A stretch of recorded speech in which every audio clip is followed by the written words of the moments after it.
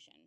During a media event Monday, the Office of the Lieutenant Governor of Delaware, Delaware Department of Health and Social Services, Delaware Department of Safety and Homeland Security, and the Delaware Department of Justice confirmed a substantial decrease in drug deaths in calendar year 2024, down nearly 36% from the previous year. 338 people died as a result of an accidental drug overdose death in Delaware in 2024. And while that certainly remains many too many lives lost, it does represent a 36% decrease from 2023, when 527 people died. This represents the second consecutive year where Delaware saw a decrease in the number of accidental drug overdose deaths. My DSAMH colleagues and I are gratified by the 36% decrease in Delaware drug deaths. We are also gratified by the decrease that we are witnessing in the region and around the country. This is substantial. State officials point to numerous factors for the decrease for drug deaths in Delaware, including widespread targeted distribution of naloxone and better access to addiction treatment and treatment navigation for people without insurance. Naloxone distribution continues to be a major priority for our division and our partners. More than 38,000 Narcan kits were distributed last year.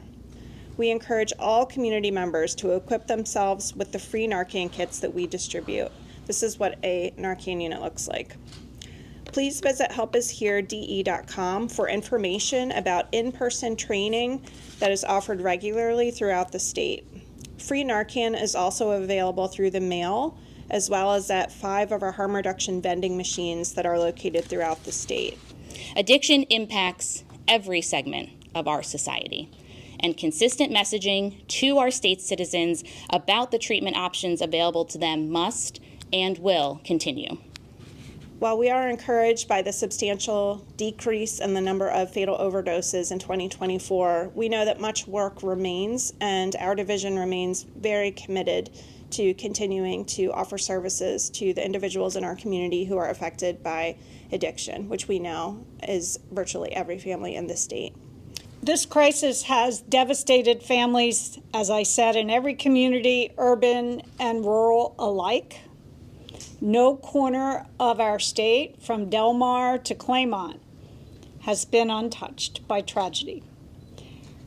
We in the Department of Justice, along with agencies and advocates, have fought tooth and nail to hold accountable some of the largest pharmaceutical companies in the world. But the credit for this progress doesn't belong to lawyers. It belongs to public health workers. It belongs to first responders. It belongs to nurses, medical providers. It belongs to police agencies that have started law enforcement assisted diversion project and saved lives as a result. It belongs to nonprofits, peer support workers who turn their grief into action and stitch together nets that we needed and didn't have in our state. I am honored to work not only with our team at the Department of Justice, but with our team at the Opioid Commission, with all of the advocates in this state, and all those who volunteer your time. DPH joins with other state agencies today in recognizing the improvement in the drug death trend in Delaware. Yet, as others have stated, unfortunately, new dangers in the drug supply are continually emerging that we must be aware of. In the past several months, medetomidine, a veterinary tranquilizer not approved for human use, has become very common in the regional drug supply. Medetomidine is often combined with fentanyl, causing difficulties with both overdose and withdrawal. While we are encouraged about the nearly 36% reduction, I hope that you can hear our commitment that Delaware will continue working until the drug death number is 0. And so our work continues. Thank you all so much for joining us today and for joining us in our efforts to respond to addiction in our community. Thank you.